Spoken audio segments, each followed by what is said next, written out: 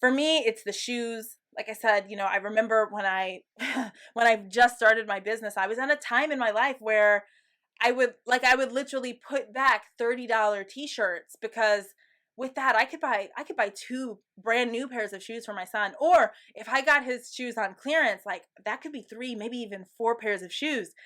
I wasn't going to spend that on a shirt for myself, to going into this designer fashion house and saying, "Ooh, I like these shoes.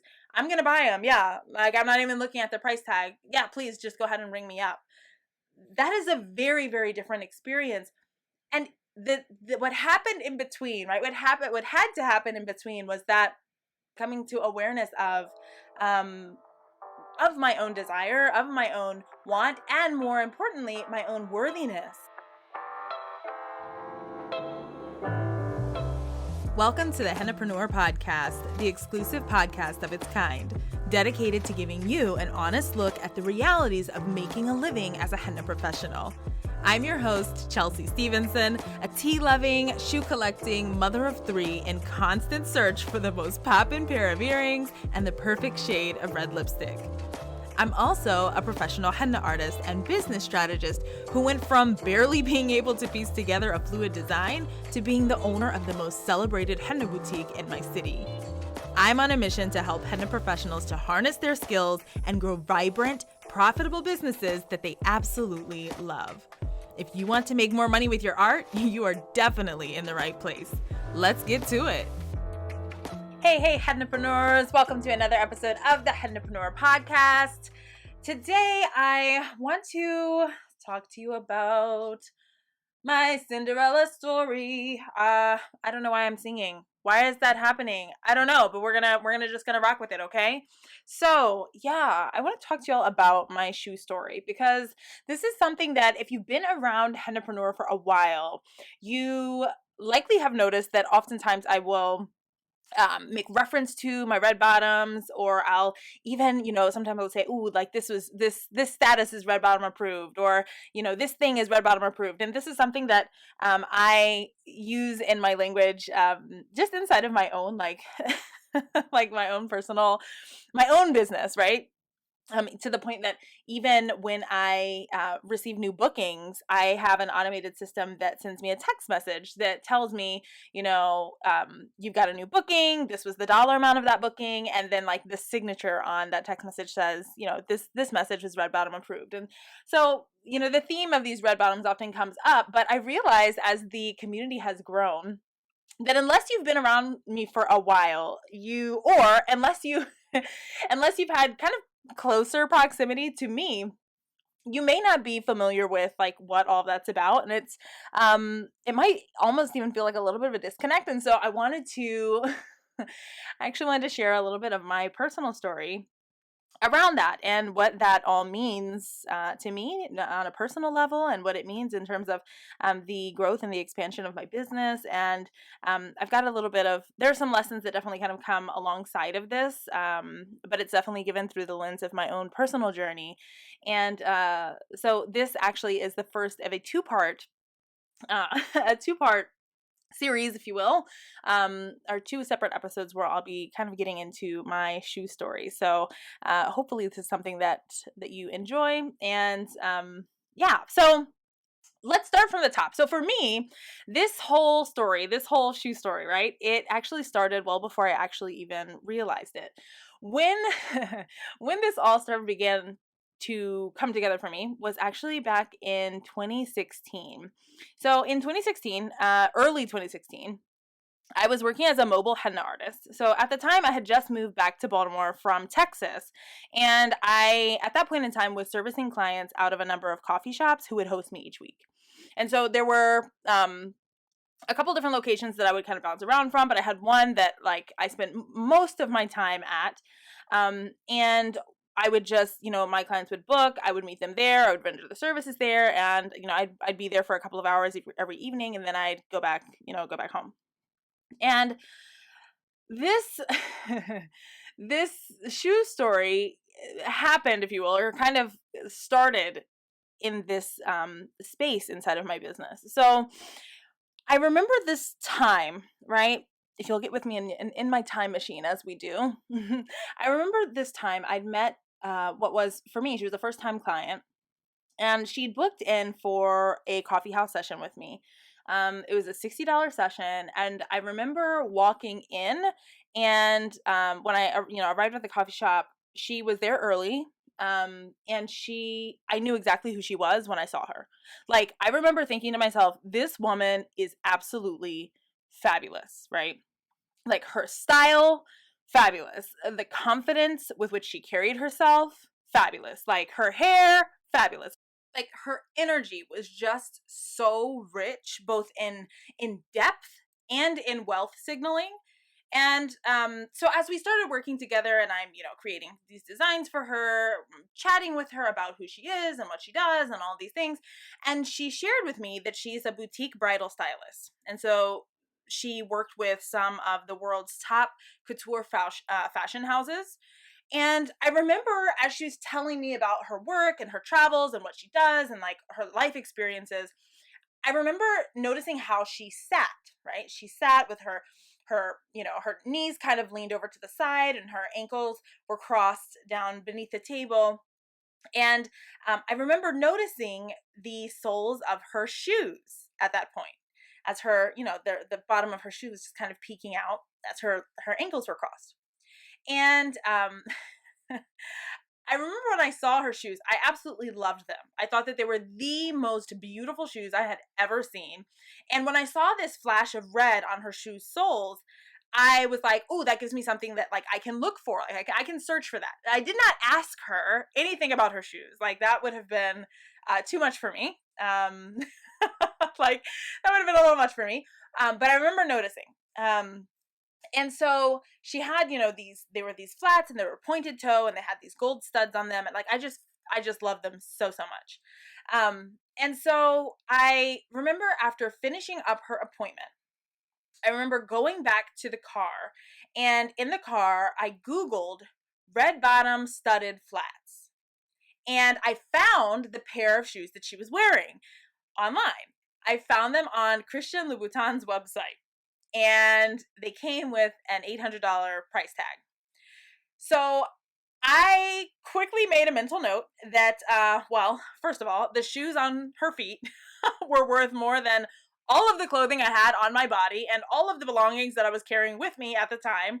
And I immediately felt embarrassed for sitting with her, like being with her and like serving her. And like there, all of a sudden in my mind, all of these things started to come up about like the differences between she and I. And then also I felt embarrassed by my desire to own a pair of those shoes too, right? And there's a little bit of even deeper story behind that story. And that's that shoes specifically have actually always been a unit of measure for me. So early on in my career, and because I started my business in 2011. At the time, my son was just about 2, right?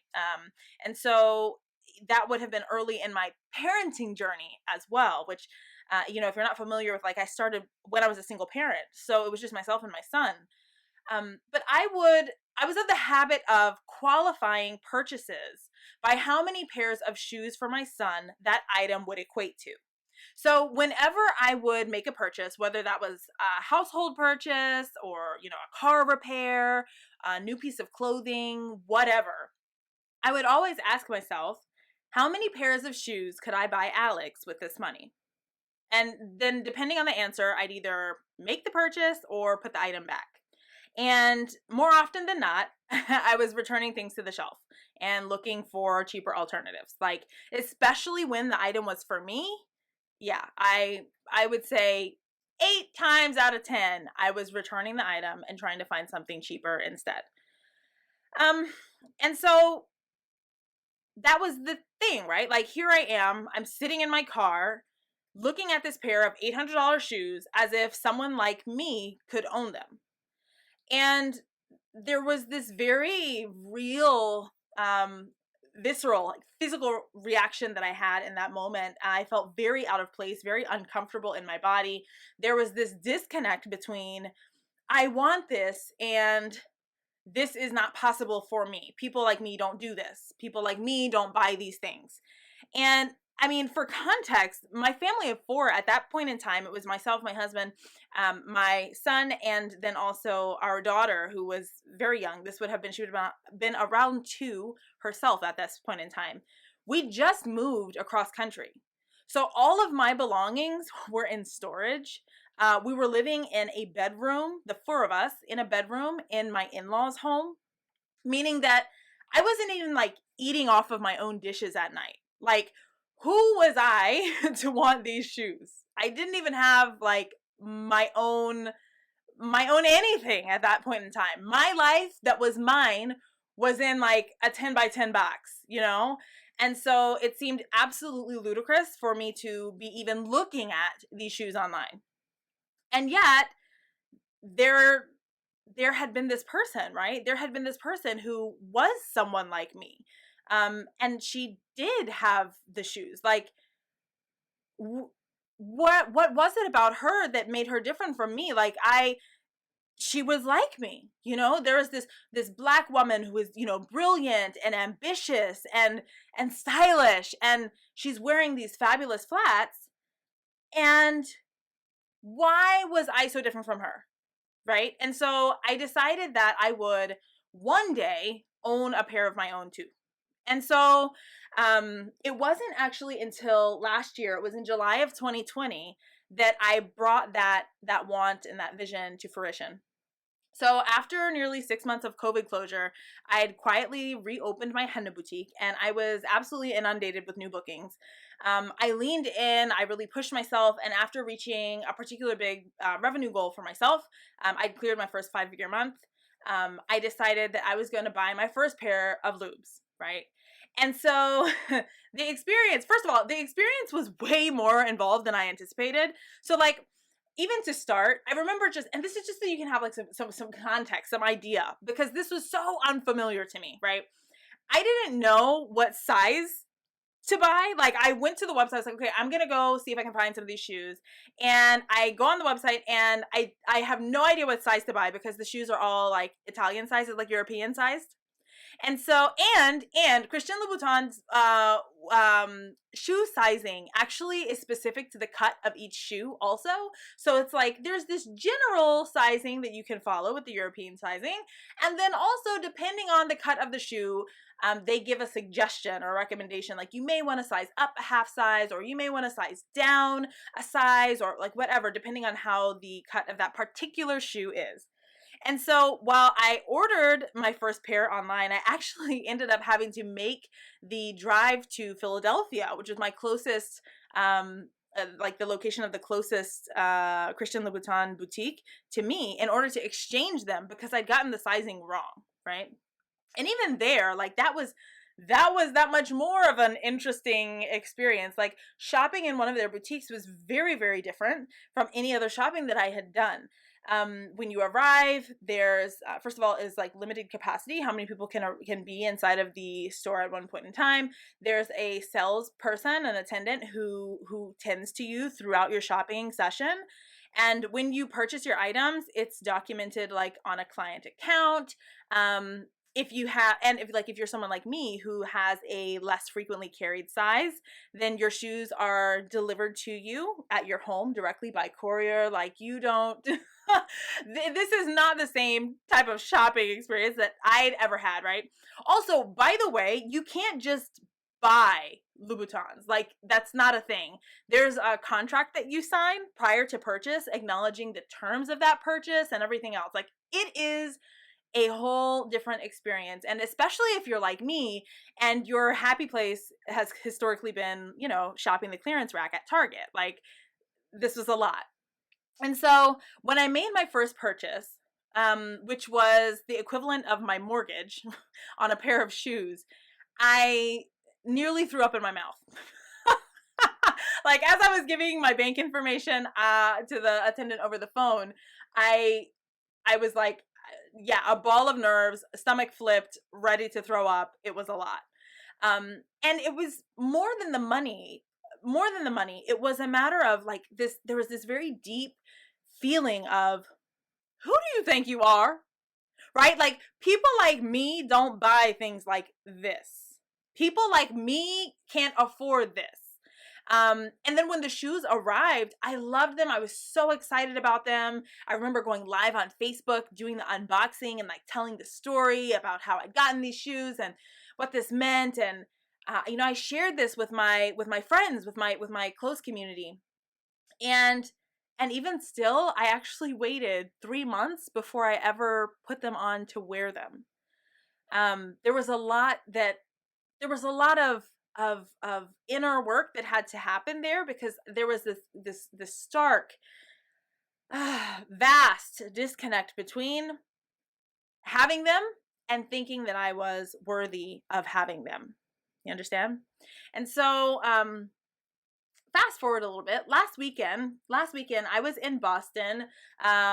If you may know, you may not know. So, there was an offer that I had made, for a Hennapreneur or business owner to come in and spend 2 days with me in Boston, where we would deep dive their business, right?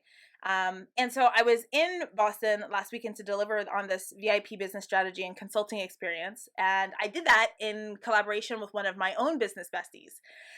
And in the airport on the way to Boston, I was like, I wonder if there is a Christian Louboutin boutique in the city. And so I did a quick Google and I found that, oh my gosh, like there's one there. And so she and I decided to make a trip to check it out. Now, once again, like I'm in a season of celebration, just like, last year when I bought my first pair. This year is a little bit different. This time I was celebrating some new things. So like, earlier this year, I celebrated having cleared my first 6 figures at the Henna boutique. More recently, actually just this week, I accepted an offer, to serve as a guest expert as a business strategist in a high-end program that just kicked off. And while I was on that trip, I also received a notification that I'd been accepted as a participant to a business program that's for my own growth. And so I really, really wanted to celebrate making that investment as well. So when we visited the Christian Louboutin boutique, I found a couple of pairs that I absolutely loved. And this time, the feeling, that experience didn't feel so out of reach for me. Like this time, my stomach didn't do the same flips. Like my inner critic, which normally just absolutely loses it in situations like these. Instead, my inner critic didn't scream retorts about how I didn't deserve it. I picked the pair that I liked. I tried it on, and without looking at the price tag, I told the attendant helping me that, like, yeah, I'll take them. And that's because people like us, right? People who show up every day, people who do the work, people who are dedicated to securing the bag, and people who believe in our abilities, we are deserving of all the fruits of our labor. And for me, that includes indulging in a fresh pair of red bottoms when I desire to do so, right? And so I recognize that this indulgent not only serves as a treat, but also as an investment in me, right? It inspires me, it excites me, and it feels good. It feels good. The ROI on it, the return on this investment, is the tangible reminder of my own capacity and my worthiness. But actually, we'll talk a little bit about that more in next week's episode, okay? But for now, I want to know something from you, okay? And then we'll kind of wrap this up next week. I'd love to know what your shoe story is. Like, what's something that shows up in your life that might seem frivolous, or maybe it just seems ordinary to others, but holds deep significance for you? For me, it's the shoes. Like I said, I remember when I just started my business, I was at a time in my life where I would literally put back $30 t-shirts, because with that I could buy 2 brand new pairs of shoes for my son. Or if I got his shoes on clearance, like that could be 3, maybe even 4 pairs of shoes. I wasn't going to spend that on a shirt for myself, to going into this designer fashion house and saying, "Ooh, I like these shoes. I'm going to buy them." Yeah. Like I'm not even looking at the price tag. Yeah, please just go ahead and ring me up. That is a very, very different experience. And what happened in between, right? What had to happen in between was that awareness, that coming to awareness of, my own desire, of my own want, and more importantly, my own worthiness. I I look at putting those shirts back, the $30 t-shirt, the $30 blouse, putting it back because I didn't feel worthy of that sort of thing, to the experiences that I'm having now. And it is very, very different, but there were things that had to shift. There were pieces of my identity that had to change. Or I shouldn't even say change. There was recognition that had to happen in order for me to go from that first place into the second. And so I'm interested to know for you what that thing is. What's that shoe story? Where's your come up story, right? What's that one thing, right? What's that one thing that shows up for you that may seem like, there's some history there. There's some meaning there. There's some significance there. And perhaps you've pulled the trigger on it already, or perhaps you haven't. And whether that's the case or not, it doesn't matter. I'm just interested to know what that is for you. So I want to invite you to come and talk to me about that over in the Hennapreneur community this week. And then next week, I will give you the rest of the tea on this shoe story. And I want to spend a little bit of time kind of digging into what this all means, and what this meant for me, but also what this could mean for you as you are looking to kind of grow and expand in your own lived experiences as well. So I will wrap up here, and I want to invite you over to the Hennapreneur community where we'll be having this conversation. And I'll talk to y'all next time. All right, bye for now. Hey friend, I just want to give you a quick thank you for tuning into this episode of the Hennapreneur podcast, and I hope that you're really enjoying connecting with me in this way. You can find links to all of the content shared today in the show notes located at hennapreneur.com/podcast. If you enjoyed the show and would like to stay in the loop with Hennapreneur, be sure to subscribe to the podcast too. You'll get access to all of the new episodes and to surprise bonus episodes as soon as they're released. I'd be so grateful to you if you'd take a moment to rate and leave a review on Apple Podcasts as well.